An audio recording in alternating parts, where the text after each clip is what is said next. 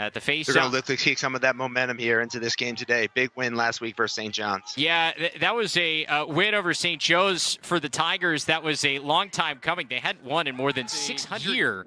Already now 9 points. That's the best start of his successful career. Yeah, really fast start there. They need middies to stop them one-on-one, or at least have a quick slide ready to go. In that case, slide not ready. Caputo was able to get a really high percentage spot on the field and puts it home.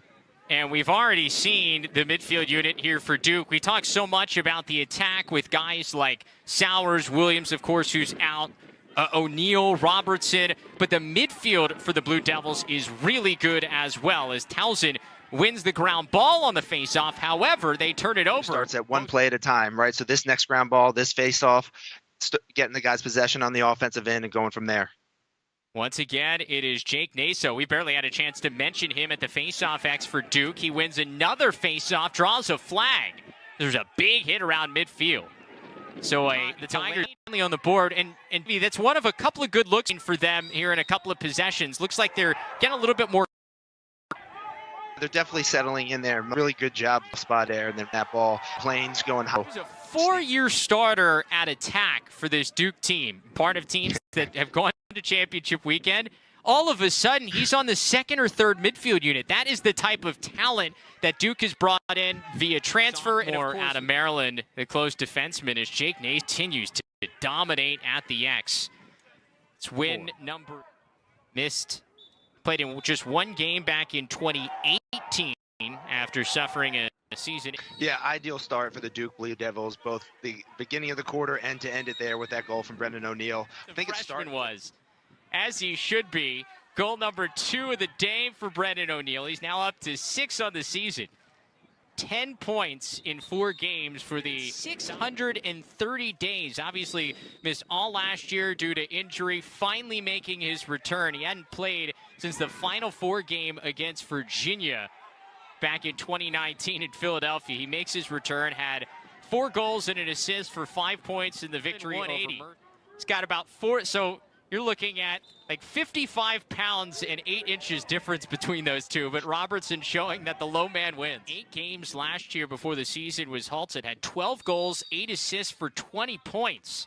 He only played 11 games back in 2019, mostly on the man up, but as a sophomore a year ago, Blue Devils team got off to kind of slow starts in the first weekend against both Denver and Robert Morris. They ended up winning both, but dug themselves into a little bit of a hole, especially in that game against Denver, the opener. However, not the case against Mercer last week. It's certainly about limiting those turnovers, generating those same looks, and making sure the ball ends up in the back net. Duke won 11 of the 14 first-half face-offs. It's Jake Naso who starts the third quarter like Jake Naso has continued just to dominate against Shane Santora, the sophomore out of Bayport, New York. And another violation.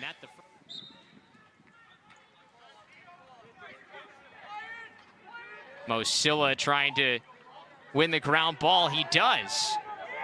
It's loaded at the attack position. And so Coach Janowski asked him, hey, have you played midfield? And O'Neal said, yeah, I actually started in the midfield. It was all excited about under that mask he has on the sideline. Travis Eldridge, Davey Emila back with you here on LSN as Jake Naso continues to mask he has on the sideline. Travis Eldridge, Davey Emila back with you here on LSN as Jake Naso continues. Or understand the time when it's his turn to go to the net, turn the corner.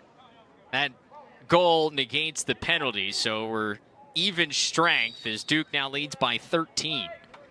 Sowers continuing to climb up the all-time points list.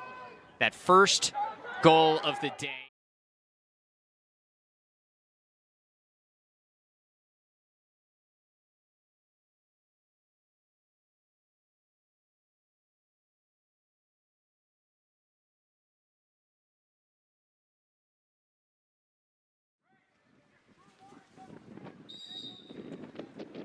Another face-off win for Naso. Of the year in his first action here this season.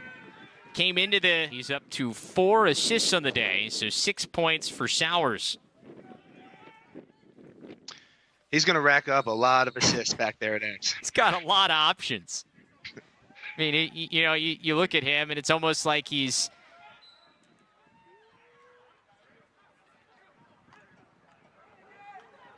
as it is a loose ball off the faceoff. Finally tracked down by had been held quiet until this moment, as he had a faceoff win there for Towson. So Duke's lead cut to 18-7 with under a minute and a half to go. Davey, Duke has the number 1 next to their name for a reason, and I think we're seeing that reason. I think that's something that Duke has done all day long, whether it's been a short stick midi or a pole. Duke has had success in their dodges, and they're forcing Towson to slide at other